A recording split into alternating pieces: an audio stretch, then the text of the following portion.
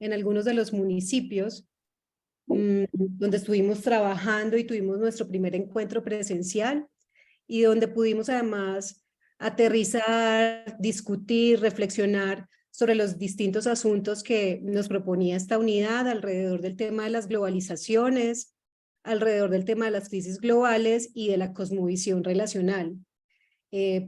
La mayoría de los que estuvimos allí haciendo de facilitadores del proceso, pues salimos muy contentos de la jornada porque vimos que fue fructífera y que pudimos desarrollar un proceso de reflexión bastante interesante, importante y que esperamos continuar durante toda nuestra escuela. Recordemos que esta unidad va hasta el 20 de mayo y que tendremos entonces estas 2 semanas para trabajar 3 temas. El primero es el tema de la democracia, segundo, derechos humanos, tercero, el tema de paz y el cuarto de transición energética. Es por eso que esta unidad se llama Transiciones, porque aquí ya vamos a hablar sobre las distintas agendas y a qué nos referimos con esa transición. El objetivo de esta unidad será el de que los participantes y las participantes tengan elementos conceptuales y teóricos para comprender temas como la democracia, los derechos humanos, la paz y la transición energética y su lugar en las transiciones, tanto para aquellas que se proponen desde el gobierno nacional como las que históricamente los movimientos sociales han reclamado. Recordemos entonces que además en nuestra escuela de liderazgo, en este diplomado que realizamos con Ciudadanía, la Universidad Nacional y de la cual también recibimos apoyo de la Redal, pues desarrollamos una serie de foros que nos permiten aterrizar o de alguna manera poder analizar la coyuntura alrededor de los temas. Es decir, que los módulos nos sirven mucho para tener estos aprendizajes conceptuales, teóricos, y los foros lo que nos quieren aportar es el análisis del contexto, cómo se puede comprender esto como en una coyuntura, cuáles son los balances que hoy existen alrededor de estos temas y por supuesto los distintos debates y propuestas que hoy se están dando. Entonces les invitamos a que participen también en nuestros foros. Recuerden que son miércoles y jueves. Mañana tendremos el foro sobre el tema de democracia. El día jueves tendremos el foro sobre el tema de derechos humanos y la semana siguiente, miércoles y jueves, tendremos los foros donde estaremos discutiendo el tema de paz, paz total, implementación del acuerdo y transición energética el 18 de mayo, siempre a las 5 de la tarde. Y quiero recordarles además que ustedes tienen la opción de visitar la página web de la escuela, de este diplomado, en donde ustedes pueden acceder a todo el material que estamos trabajando. Los que nos estuvieron acompañando en las sesiones presenciales se dieron cuenta de la importancia de poder tener estas lecturas. También hay materiales pedagógicos como podcast, donde ustedes pueden acceder y, digamos, tienen distintas alternativas para comprender los temas principales, lo que allí se está discutiendo. Y nuevamente quiero compartirles pues la página web, ¿cierto? Ustedes también pueden acceder, seguramente algunos de ustedes acceden a los materiales a través del WhatsApp, estarán recibiendo materiales a través de WhatsApp, pero de todas maneras quiero presentarles nuevamente la página donde ustedes pueden mirar, revisar, no solo lo que ya se hizo en días anteriores, aquí pueden acceder a los foros que hemos hecho hasta ahora y también pues podrán acceder a los distintos materiales. Estamos en la página escueladelliderazgodemocrático.com. Allí estamos en Diplomado en Formación para la Transición Política y podemos acceder aquí dándole clic a unidades temáticas, contenidos, y aquí más abajo encontraremos los contenidos, los tiempos. Aquí podemos darle clic y tendremos acceso a los materiales. Aquí entonces pueden mirar que esta unidad 2 tiene 4 módulos y allí mismo pueden acceder entonces a el documento de ideas clave, al PDF con fotos, al PDF para imprimir, aquellos que prefieren imprimir, y el audio resumen, ese podcast del cual les he estado hablando. Y así para cada uno de los temas. escueladelliderazgodemocrático.com. Nuevamente recordarles que es muy importante que diligencien el formulario de asistencia, también que estaremos haciendo nuevamente una encuesta sobre cuál es el acercamiento que ustedes tienen sobre estos temas. Y pues el día de hoy tendremos una jornada, por supuesto, de presentación de la unidad. Le voy a dar la palabra a Vanessa, quien va a presentar a las personas que hoy nos van a acompañar y por supuesto nos va a explicar la dinámica del día de hoy. Dale, Vane. Listo, muy buenas tardes para todos y todas. Gracias, Verónica. Bueno, bienvenidos nuevamente a esta segunda jornada, o como le decía Verónica, hoy vamos a tener nuestro siguiente tema, que es lo que tiene que ver con las transiciones, y el desarrollo de esta jornada la vamos a tener como varios momentos. Primero, pues vamos a hablar un poco del contexto general de por qué estamos en la transición, cuáles son esos retos que representan para las organizaciones sociales y demás. Y para el día de hoy nos acompaña Aura Rodríguez, ella es la coordinadora del eje de derechos humanos de la Corporación Viva la Ciudadanía. Después vamos a hablar un poco sobre los contenidos, un poco de cada módulo, de cuáles son esos elementos centrales que hay en el tema de la democracia, en el tema de derechos humanos y en el tema de paz. Y otro momento vamos a hablar también del tema de los retos de la transición energética. Hoy nos acompaña también Hernán Darío, que nos va a dar un abordaje de dónde está situada esta discusión. Y como le hicimos la vez pasada, después vamos a pasar a un ejercicio de trabajo en grupos. Este trabajo en grupos va a ser por cada uno de los temas, es decir, vamos a tener una sala por el tema de paz, vamos a tener una sala por el tema de derechos humanos, una sala por el tema de transición energética y una sala por el tema de democracia. En esta sala la idea es que un poco revisemos cuáles son esas perspectivas o esos conocimientos que tenemos alrededor de estos temas y dialoguemos para que nos sirva un poco aterrizar la discusión en los talleres prácticos. Entonces le doy la palabra a Aura Rodríguez para que nos presente un poco este contexto de por qué estamos ubicadas ahorita en el tema de las transiciones.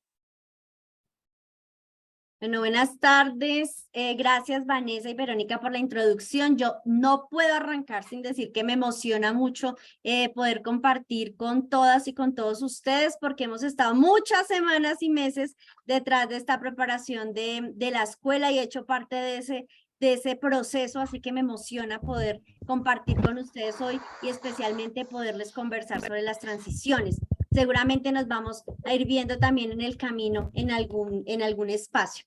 Lo primero entonces es decir por qué pasamos a esta segunda gran unidad para hablar de transiciones. Entonces, ya en la escuela se han dado cuenta que esa primera parte que acabamos de terminar de la unidad tiene que ver con la fundamentación más política, como esos puntos de arranque que veíamos necesarios tener. Esta segunda gran unidad lo que busca es entender esos tránsitos, esos cambios que por lo menos desde el gobierno nacional se plantearon y que es un marco importante de entender el momento y de entender el papel de nuestras organizaciones. Por eso la unidad completa se llama transiciones. También para la escuela hemos escogido 4 grandes transiciones, aunque se hablan de más. Pero nosotras concentramos el análisis, las propuestas y el esfuerzo en estas 4 que mencionamos. Entonces, lo primero es entender que estamos en un momento de cambio, no solamente en el discurso, sino de cambio real de las posibilidades que tiene este país para avanzar hacia un nuevo modelo de desarrollo y también hacia un nuevo régimen político. Pero como sabemos, eso no se hace de la noche a la mañana y también tenemos que tener claro y entender que cuando hablamos de cambios, pues, ¿cuáles son esos cambios? Porque cambios puede ser cualquier cosa. Entonces, ¿cuáles son esos cambios? Esta unidad ubicó 4 cambios fundamentales que además el gobierno también lo enmarca. Un cambio es el pasar de la guerra a la paz. Los voy a mencionar y luego les voy a explicar con calma. Otro cambio es el cambio del autoritarismo hacia la democracia. Otro de los cambios es pasar de un modelo extractivista y que va a acabar con la vida de este planeta a un modelo justamente en pro de la vida que supone una conversión, un cambio en la manera como se produce la energía, cómo se consume la energía, que es justamente el tema de transiciones energéticas. Y otro cambio tiene que ver con la transformación del autoritarismo, que es el modelo en el que nos hemos criado todos y todas las que estamos vivas hoy y que tenemos muchos años de historia en este país, hacia un modelo más democrático. Entonces, frente a esos 4 grandes cambios es que esta unidad concentra esas transformaciones. Repito, porque corresponden a cada una a la unidad y a cada uno de los temas centrales que ustedes van a desarrollar a lo largo de esta gran unidad y que además van a corresponder los foros de esta semana y los foros siguientes y los contenidos que ustedes van a ver en los materiales que Verónica presentó. Entonces, repito y voy explicando cada uno de ellos. El módulo de democracia está pensado para entender uno de los tránsitos, que es el tránsito del autoritarismo hacia la democracia. Y en eso las organizaciones sociales hemos sido expertas porque toda la vida casi la mayoría de las organizaciones sociales que están participando de este diplomado hemos denunciado, hemos investigado, hemos vivido en carne propia distintos destellos y herramientas de unos regímenes autoritarios en los cuales hemos estado inmersos. Pues el propósito general es entender que hacia donde debemos transitar es hacia la democracia, el fortalecimiento de la democracia. Ya otra es la discusión de hacia qué democracia vamos. Y en ese sentido, por lo menos hay unos elementos que voy a resaltar.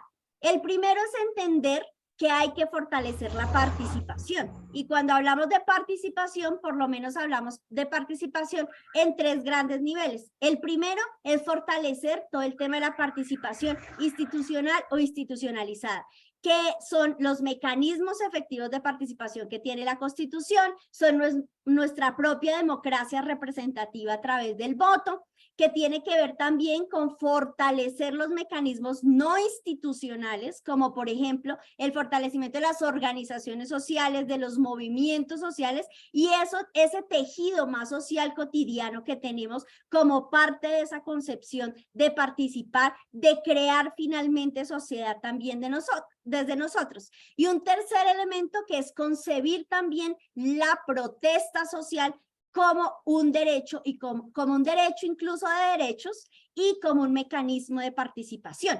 Eso como un elemento fundamental. ¿Por qué es importante incluir esto en las discusiones sobre democracia? Porque finalmente Colombia es un Estado social de derecho, ya lo van a encontrar también en los módulos y en los foros que vamos a estar desarrollando, y además porque o mejor, la apuesta de sociedad que tenemos hasta este momento es ese Estado social de derecho, donde los derechos humanos sean plenos, donde se vivan de una manera universal, progresiva, integral, y que también va a ser parte de lo que ustedes van a ver en los otros módulos. Entonces, el tema de democracia se convierte en un elemento importante y parte de lo que buscamos es que en las agendas de nuestras organizaciones, pero también en la agenda que promovamos en las elecciones locales, pues logremos conectar esos discursos y esas prácticas que desde las organizaciones estamos haciendo con ese tránsito que, como les decía, es del autoritarismo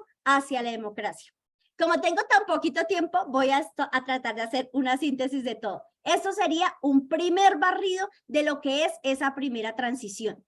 Hay una segunda transición que ustedes la van a encontrar como parte de esta unidad en el segundo módulo, que tiene que ver con esa gran transición de lo que hemos llamado una transición de la exclusión, de la pobreza, de la desigualdad, de la discriminación hacia una sociedad de derechos. ¿De qué derechos? De derechos humanos.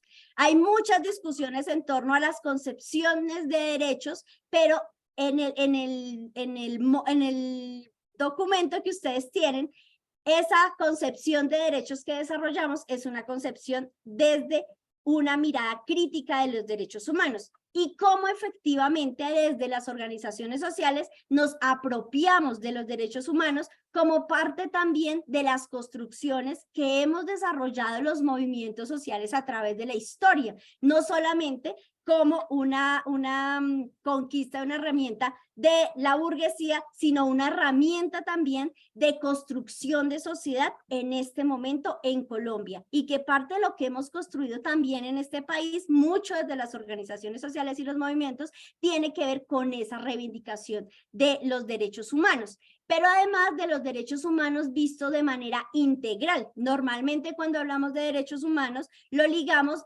mucho en torno al derecho a la vida, pero los derechos son a una vida digna, además en armonía con la naturaleza, que nos supone también cuidar el planeta e interpelar este modelo de desarrollo en el que estamos. Hay también una jurisprudencia internacional, una jurisprudencia nacional que dice que tenemos unos derechos que simplemente los gobiernos, ni nacionales ni locales, se pueden pasar por encima de ellos. Y eso es supremamente importante incorporarlo. Por supuesto, teóricamente, pero también dentro de las agendas de nuestras organizaciones. Y para quienes estén pensando también en hacer parte de esta pugna electoral de elecciones este año, es un muy buen punto de partida, perdón, dentro de las agendas locales que vamos a desarrollar. Por eso ese módulo lo que hace es presentar de manera sencilla ese tema en general de derechos humanos, porque hay mucho para hablar de ahí. Pero cuando hablamos del derecho al agua, del derecho a la educación, a la salud, tiene que ver con esto.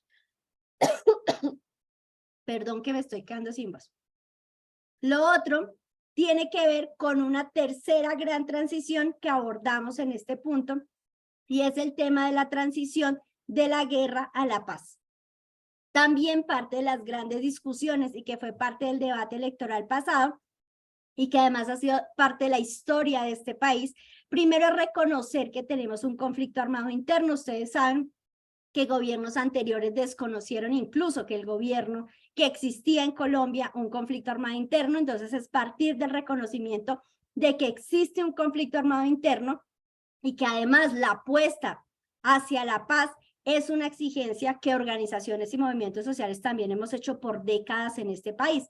Reconocer que lo que se necesita es una salida negociada al conflicto armado interno es parte de ese análisis y de ese tránsito, y que se junta con este gobierno, por supuesto, en la apuesta de la paz total, pero que las organizaciones y movimientos, como les decía, hemos hablado, exigido, marchado en torno a este punto. Y cuando hablamos de esto, pensar en ese tránsito hacia la paz, por lo menos nos supone en este momento para las organizaciones pensar en 4 elementos.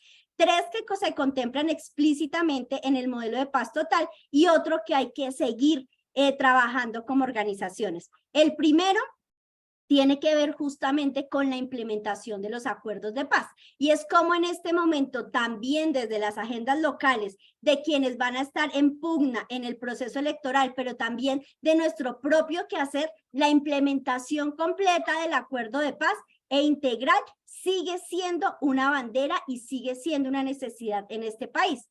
Parte del análisis que hacemos es que hemos sido las organizaciones sociales, la sociedad civil colombiana, que hemos empujado, que hemos presionado, que hemos exigido que realmente la paz sea el camino y no la profundización de la guerra, que ha sido lo que se profundizó en gobiernos como el gobierno anterior de Duque, en donde muchas organizaciones exigimos la implementación del acuerdo y que muchas organizaciones también dijimos que fue una paz que volvieron trizas, que acabaron, porque aunque en los discursos se ve el tema de la paz, en realidad lo que hubo en el periodo anterior es un retroceso en la implementación del acuerdo de paz. Entonces, ese punto como un punto importante cuando hablamos de transición, de esta transición de la guerra a la paz.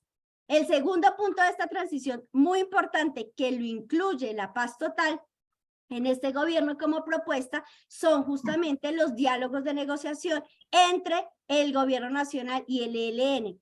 y esta como una agenda importante de oportunidad también para las organizaciones sociales. Y es que es un proceso de negociación que es distinto, tiene un modelo de negociación además distinto al que aprendimos que hubo con las FARC, y donde el papel de las organizaciones es un papel fundamental, porque está pensado en una participación real. Esperemos a ver que avancen esos diálogos para que también las organizaciones podamos ver cuál es realmente el lugar que allí está. Y si no avanzan, también desde las organizaciones y movimientos tendremos que exigir, así como lo hemos hecho en el pasado, cuál es el lugar efectivo. Pero dentro de la agenda, el tema de la participación no es un tema menor, y nosotros como organizaciones sociales tenemos que estar preparados justamente para este gran reto que supone este segundo elemento.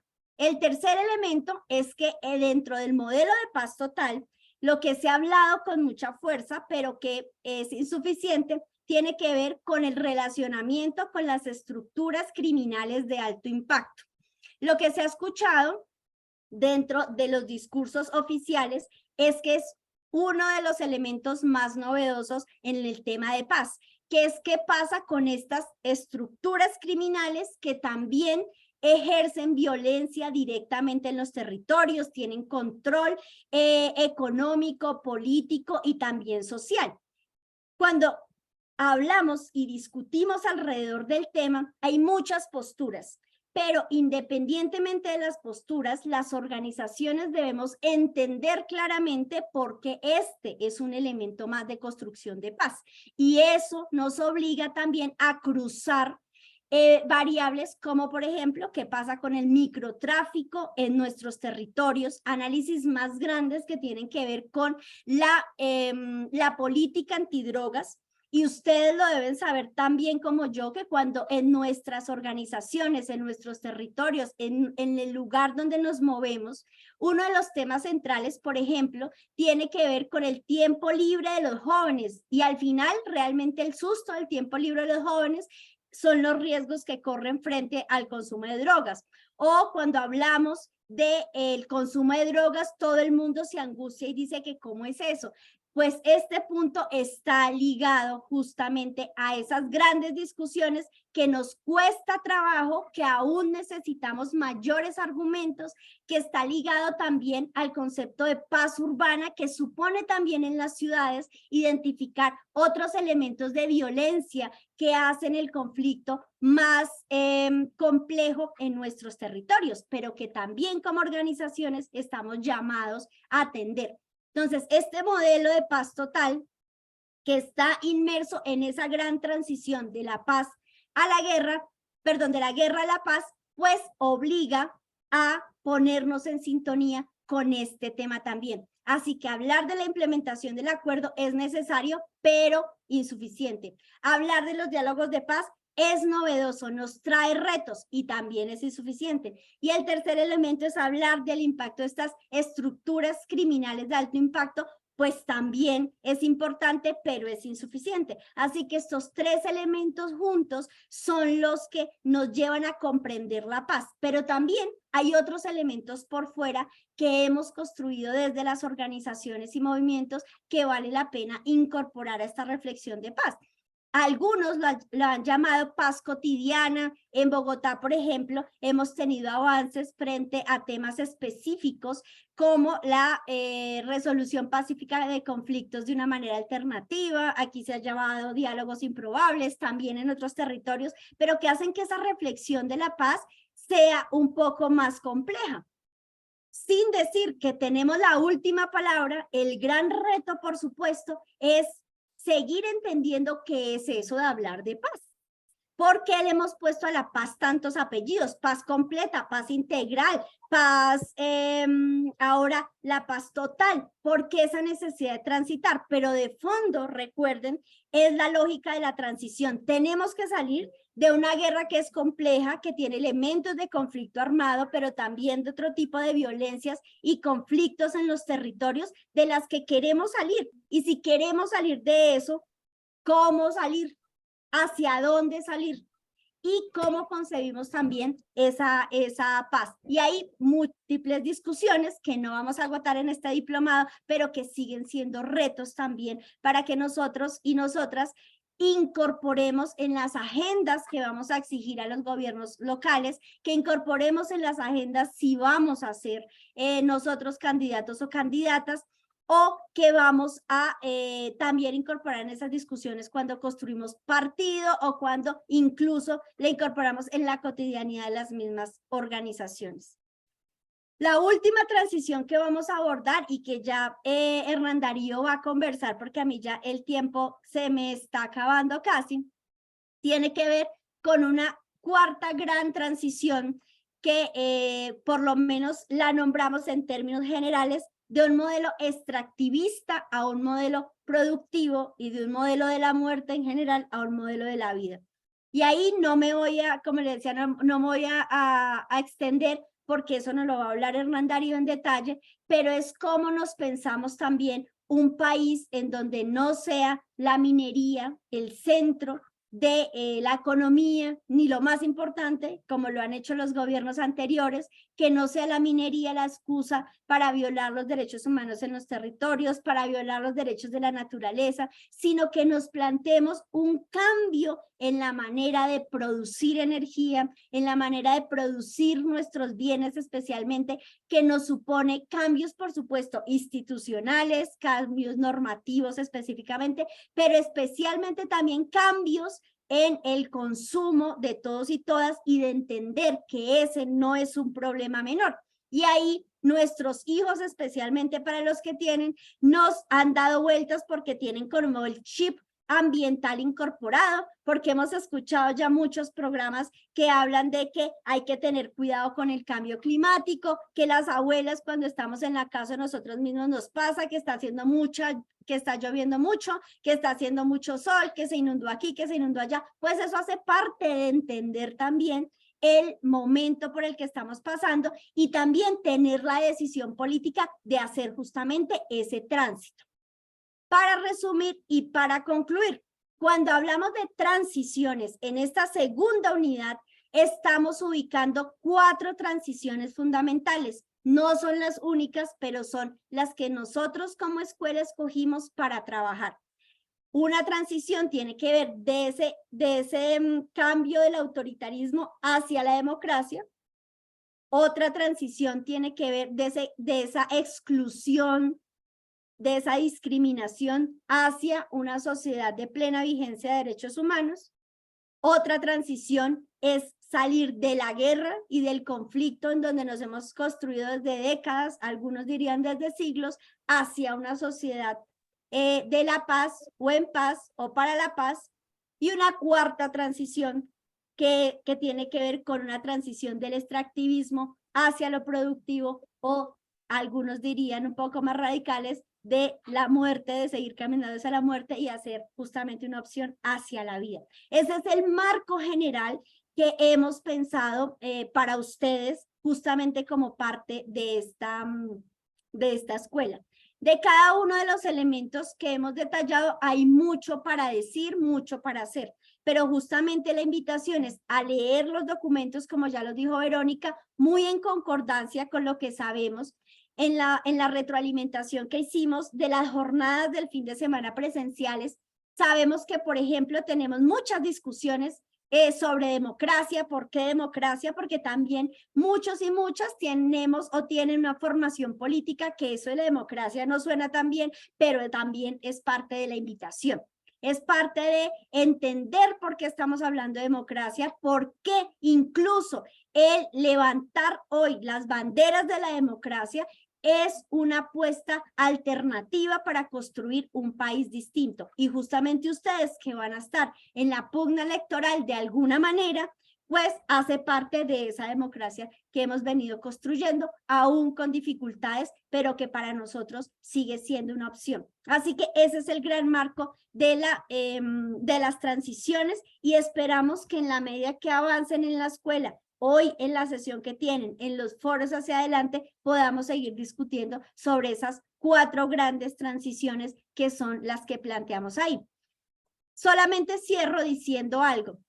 Y es ¿por qué estas banderas y no otras? Porque parte de lo que hemos identificado desde Viva y desde las muchas organizaciones y también desde la universidad, que es súper importante, es entender que esas banderas son claves, que esos mensajes son claves, que los cambios tenemos que materializarlos en cosas justamente concretas, que pasan, por supuesto, por las políticas que el gobierno nacional plantee, que pase por esas discusiones y reformas que el Congreso también discuta, pero que también deben ser banderas que desde las organizaciones, desde las bases, desde nuestro trabajo más concreto, cotidiano, también debemos incorporar y ayudar a ser real. A mí me ha gustado mucho una frase que le escuché a alguien y que me la copié, es que es un momento de gobernar de abajo hacia arriba y de arriba hacia abajo, y no nos podemos quedar cortos en lo que suponen esos grandes retos como organizaciones. Yo dejaría hasta ahí. Vanessa me dijo que hablara también de los retos de las organizaciones. No sé si todavía me queda tiempo, pero voy a quitarle un minuto a Vanessa. No lo iba a hacer, pero Elvi abrió la cámara y me animó.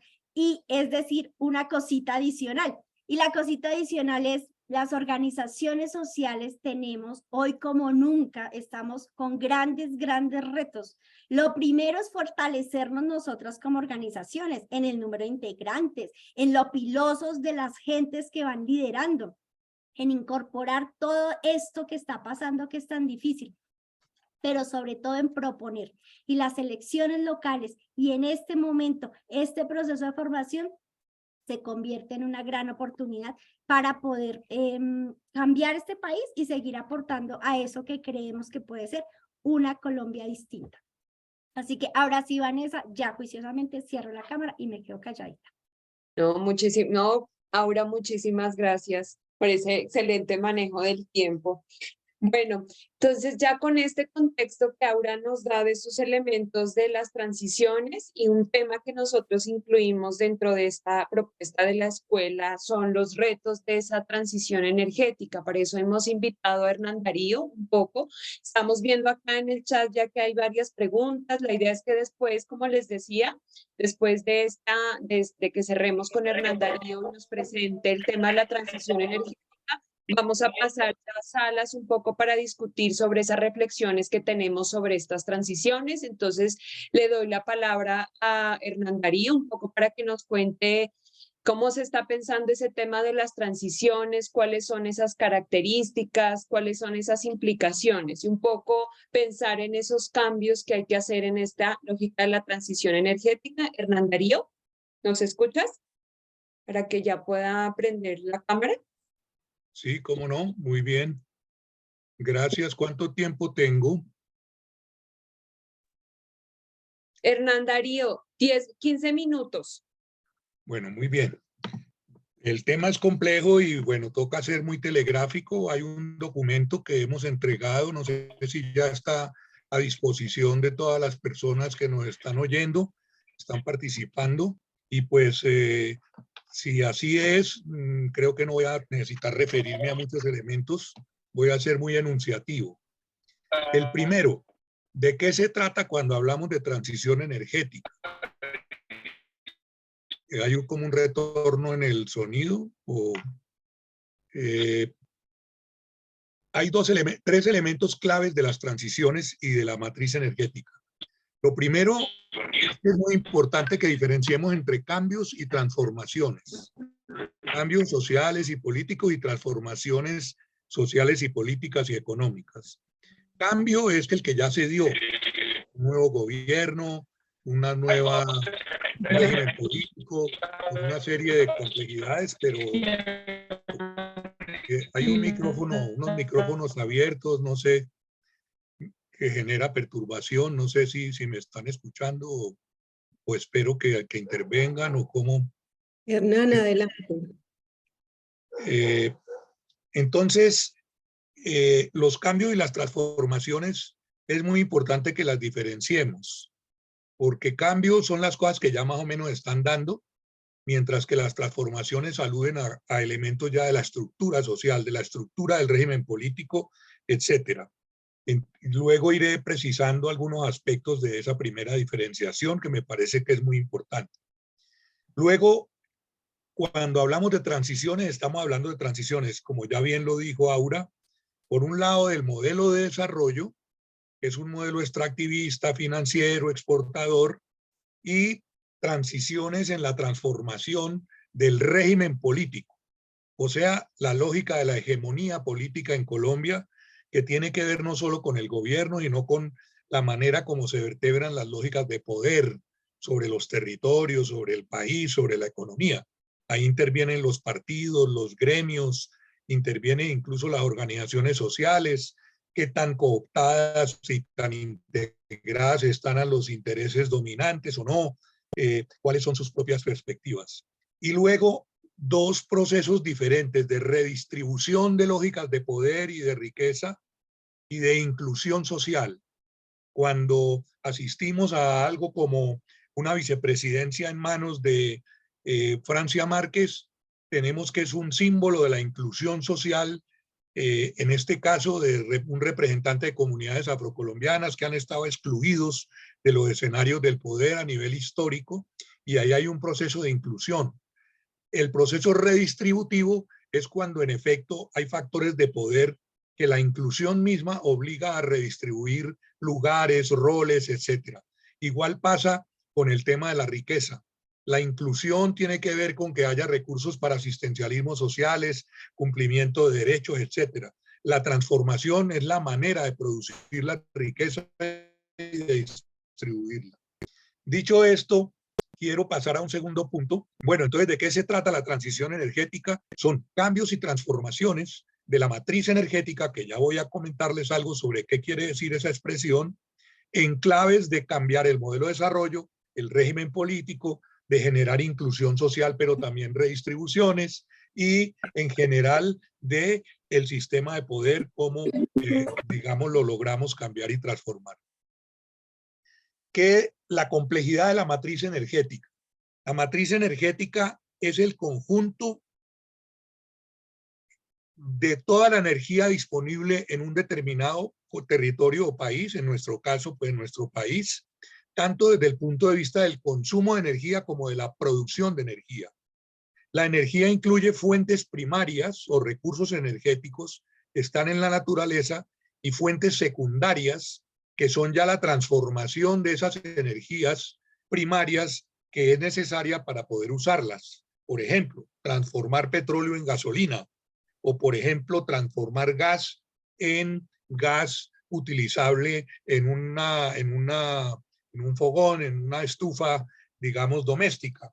Por ejemplo, el agua a través de las represas y la energía que hay en ella, cómo se convierte en electricidad, etc. Ese conjunto de elementos de generación y uso hoy están determinados por lógicas financieras y de acumulación capitalista. Esa matriz energética es ese conjunto de energía y sus formas de acceder a ella, de distribuirla y de usarla, es lo que tenemos que transformar en unas lógicas transicionales.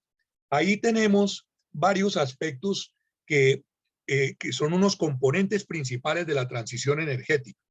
El gobierno ha promovido uno especialmente a nivel de la divulgación de unas ideas fuerza, de unas propuestas desde el Ministerio de Minas y Energía, que es la descarbonización de la economía, la descarbonización de la matriz energética. Es decir, que ya no utilicemos las fuentes primarias como el petróleo, el carbón y el gas, sino que hagamos una renovación de esas fuentes, un relevo de esas fuentes transicional hacia fuentes de recursos renovables como el agua, el viento, el sol, la biomasa, producto, por ejemplo, de los residuos orgánicos y muchas otras formas, el hidrógeno verde, etcétera. Eso lo pueden ver en el documento y por eso no entro en detalle. Pero además de la descarbonización, hay dos aspectos centrales que el gobierno no ha hecho mucha, promoción, aunque lo ha mencionado, en fin, que es electrificación del transporte y transformación de los sistemas productivos.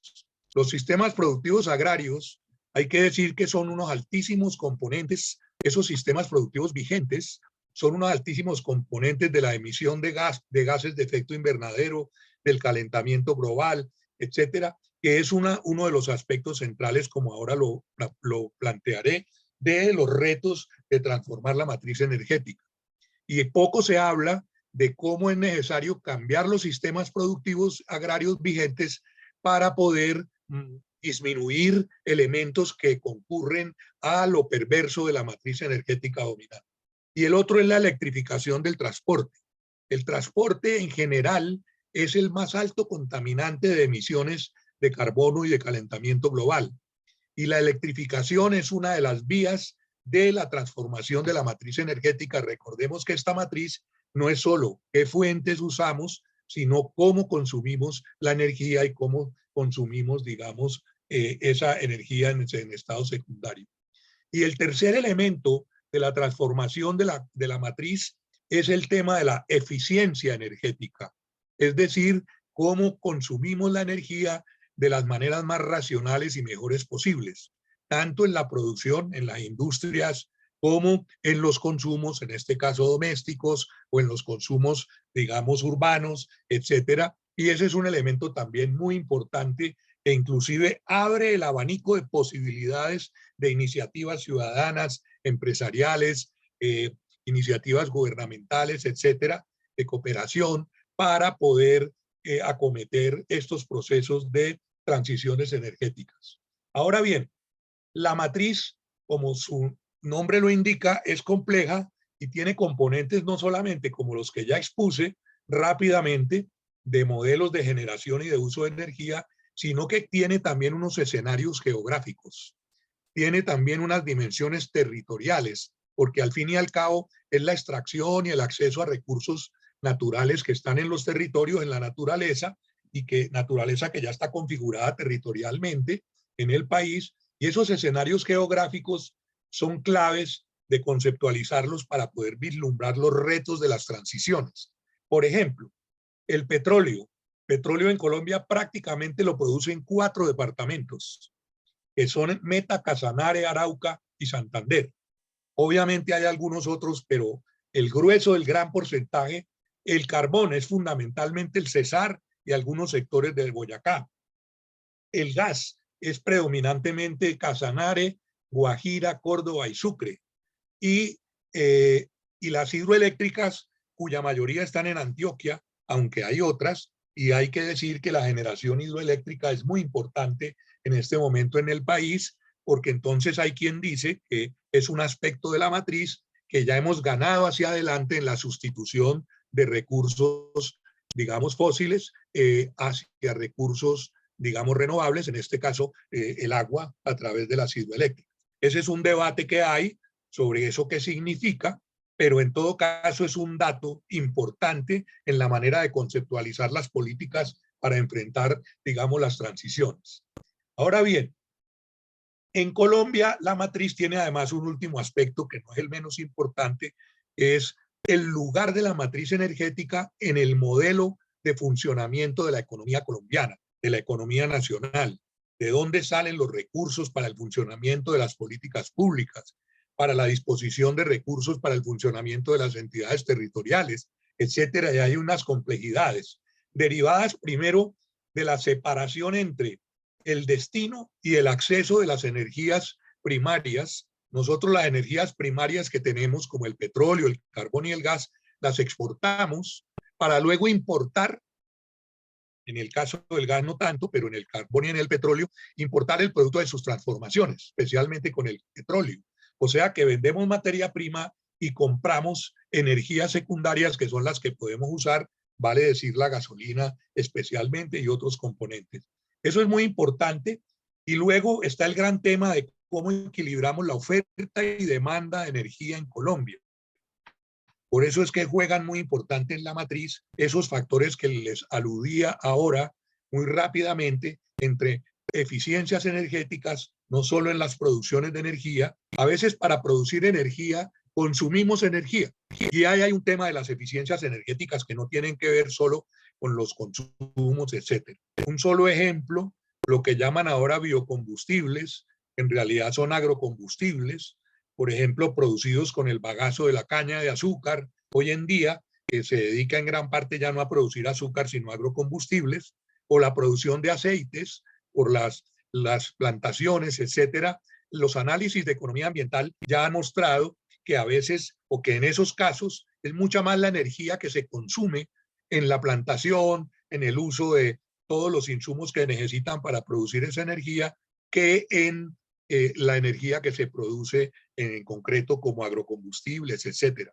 Igual pasa a veces con la generación de energías alternativas. Por ejemplo, las energías eólicas suponen desarrollos mineros para poder almacenar la energía generada a partir del viento, y esos desarrollos mineros y esas tecnologías y materiales asociados a esos sistemas de almacenamiento y de generación, pues tienen unos altos consumos energéticos, y todos esos balances son los que hay que ir viendo en las transiciones mucho más, y además se traducen en problemas económicos y en disponibilidad de recursos, etc. Dicho esto, como una presentación general de la complejidad de la matriz energética, de sus transformaciones, de sus cambios, decir algo sobre sus implicaciones. En cuanto a, bueno, y las implicaciones están en todas las claves que le mencionaba ahora de régimen político. Por ejemplo, si hacemos un relevo de extracción de petróleo y de carbón por producción de energía de otras vías, los 5 departamentos que producen petróleo van a sufrir mengua de sus ingresos territoriales o de sus protagonismos en poder, en grupos que están allá afincados en lógicas de contratos petroleros, de clientelismos políticos asociados a las elecciones locales, etcétera. Entonces, remover esos factores no es simplemente moverse en el escenario de cambios en un modelo de desarrollo teórico abstracto, sino que genera lógicas de transformación en el régimen político, en los grupos de poder y de fuerza, y todo eso es lo que hay que entender y conceptualizar cuando nos enfrentamos a los cambios en el modelo de desarrollo. Ahora, podemos cambiar haciendo relevos, digamos, entre fuentes primarias o secundarias, o fuentes renovables o fósiles no renovables en la energía. Pero, ¿cuáles son las transformaciones de fondo que eso generan? Si hoy por hoy cambiamos las maneras de generación de energía, nos abocamos, por ejemplo, a la desconcentración y a la descentralización, no solo de fuentes, sino de sistemas de generación eléctrica. Y son microcentrales eléctricas, por ejemplo, o paneles solares, o comunidades energéticas, como ya están funcionando en gran parte del mundo, en muchas zonas, en donde la gente genera su propia energía y no tiene que estar pagándole la energía a los grupos económicos. Esto genera unos nuevos sistemas de representación pública en la gestión de la energía, en el acceso a la energía, en el manejo y en el uso, etcétera. Y es muy importante, eso sí son transformaciones que se van jugando tanto en el régimen político como en el modelo de desarrollo. Esto dicho así en general, pues suena muy complicado, y obviamente no hay tiempo, ya el tiempo se me está acabando, y sencillamente nos ponemos frente al reto de traducir todo esto en la dinámica política que estamos viviendo. Por eso llego al cuarto punto de mi presentación, muy sintética, etcétera. Bueno, quiero decir también que el cambio climático que determina todo este conjunto tiene otro camino de trabajo que no es solo el de la transformación de la matriz energética, sino políticas de adaptación y mitigación a los cambios climáticos. Todo esto tiene que ver con manejos ambientales, con recuperación de bosques para retención de CO2 y muchas otras cosas. Solo decirles, y está en el documento, que hay un índice de acción contra el cambio climático que tiene que ver con menores emisiones de elementos contaminantes de la atmósfera del sector eléctrico, un porcentaje de energías renovables que hay que ir incrementando en un país, y un incremento en las eficiencias energéticas en todos los sentidos en que ahora mencionaba. Ese índice complejo también es el que nos va dando elementos de cómo vamos adaptándonos y mitigando el cambio climático mientras vamos agenciando también el cambio y las transformaciones de la matriz energética. ¿Cómo hacerla? 4 ideas o 5 centrales. 1. El horizonte de sentido del cambio de la matriz y de las transformaciones. Ese horizonte de sentido tiene que ver fundamentalmente con las ideas fuerza que ha venido promoviendo el presidente, la vicepresidenta, el presidente, con el tema de la adaptación al cambio climático a nivel mundial, defensa de la Amazonía, muchos otros temas. Ella, Francia Márquez, con el buen vivir, que supone cambios en los usos, en los consumos y en las maneras de abocarse al acceso y la distribución y el uso de las energías, al cambiar modelos de vida, etc. Esos horizontes de sentido, esas ideas fuerza, son claves para ir generando políticas públicas, pero nos ponen frente al segundo elemento, que es el Plan Nacional de Desarrollo que acaba de ser aprobado. Lo invito a que lo miren, a que lo leamos con claves como las que estoy proponiendo y muchas otras que ustedes seguramente tendrán en el sentido de las transformaciones y cambios de la matriz. Pero además del plan, que es el gran reto hoy del gobierno, son la generación de políticas públicas, en este caso de transformaciones de la matriz, de todos estos elementos que ahora le mencionaba, de adopción de nuevos sistemas de generación de energía, de surgimiento de comunidades energéticas, de muchas otras cosas, de transformación de los parques automotores de los que consumen gasolina, diésel, etcétera, hacia electrificación de los transportes públicos y privados. Esas políticas públicas además son una pieza clave para poder atender el llamado presidencial a que nos movilicemos.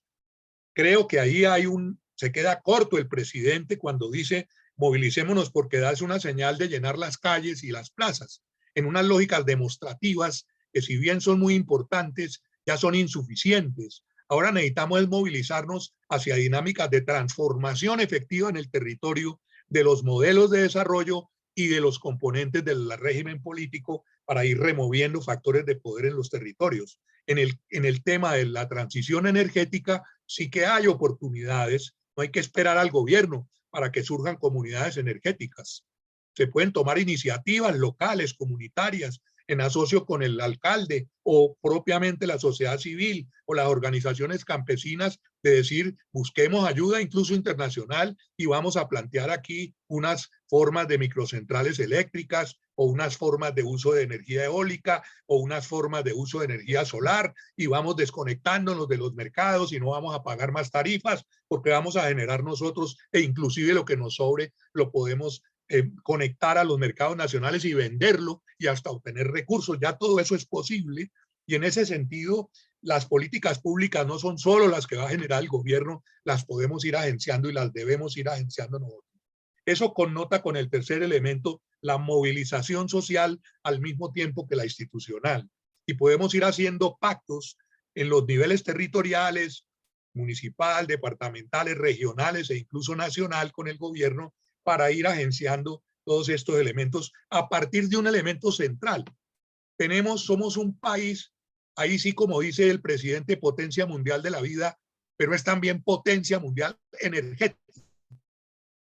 Tenemos microcuencas, cuencas, posibilidades de microcentrales, tenemos reflectividad solar todo el año en muchas zonas del país, tenemos viento permanente en muchas zonas del país, es decir, eso no lo tienen todos los países y ahí tenemos unas enormes potencialidades para tomar iniciativas más allá de lo microlocal y proyectarlo como políticas públicas territoriales. Eso va a ir generando transformaciones en las gobernabilidades, en las sostenibilidades económicas, en las sustentabilidades ambientales profundas del modelo, digamos, de vida, etcétera, en Colombia. Y nos pone frente a un reto en el cómo hacerlo. Yo diría en una frase, para ya no extenderme, hay que incluir en las agendas de los debates electorales que se vienen de alcaldías, de departamentos, ahorita en octubre, ¿qué van a hacer los candidatos con estos temas? ¿Qué propone usted para la transición energética? No, ¿qué va a esperar que le dé el gobierno nacional? Y si no tiene propuestas, pase el siguiente candidato, es con ese con el que vamos a hablar y por el que vamos a votar. Esos son horizontes de sentido de la acción ciudadana y de la acción social en estos debates, interiorizando lo que nos están proponiendo como ideas, fuerza y horizontes de sentido. ¿Qué retos actuales tenemos entonces? Tenemos unos retos de generar esas acciones sociales y gubernamentales, ojalá contemporáneas y confluyentes, para poder, digamos, generar las transformaciones que necesitamos. Ahí en el documento hay una serie de anotaciones sobre los retos. es combatir al mismo tiempo la pobreza energética. En Colombia hay vastos sectores de población y territorios que todavía viven de consumir leña. Una gran contradicción de todas estas problemáticas de cambio climático, emisión de CO2, el problema de los calentamientos globales, la pobreza misma, etcétera. Entonces es luchar contra la pobreza energética, garantizar los abastecimientos energéticos locales, y ahí hay un tema, incluso la costa atlántica pagando las tarifas más altas, y hay altísimos porcentajes de gente desconectada cotidianamente de la energía, cuando tenemos sol todo el tiempo en la costa, y podríamos promover políticas ya agenciadas por nosotros, como las que mencionaba ahora, en los barrios populares inclusive, y eso es parte del tema de garantizar el abastecimiento de la demanda local, descarbonizar, y ahí vienen muchos usos, muchas transformaciones en las vidas cotidianas, etcétera, desde los usos de la bicicleta hasta la transformación de los vehículos, etcétera. Esto es un poco las ideas centrales del tema de la transición. Decirles que las transiciones pues connotan una serie de temas complicadísimos, insistirles, y sencillamente el problema más complicado es seguir hablando del tema y no agenciarlo, digamos, cabalmente, con la orientación que en general nos está dando el gobierno, pero que también nos dan muchas comunidades que han venido y ya tienen incluso instaladas muchas soluciones en el ámbito microlocal, pero que pueden ser proyectadas como ejemplos y como réplicas de experiencias para poder agenciando estas políticas. Mil gracias. Muchas gracias, Hernán Darío. Listo, bueno, gracias Hernán Darío y Aura porque nos dan este panorama general de lo que son las transiciones. Bueno,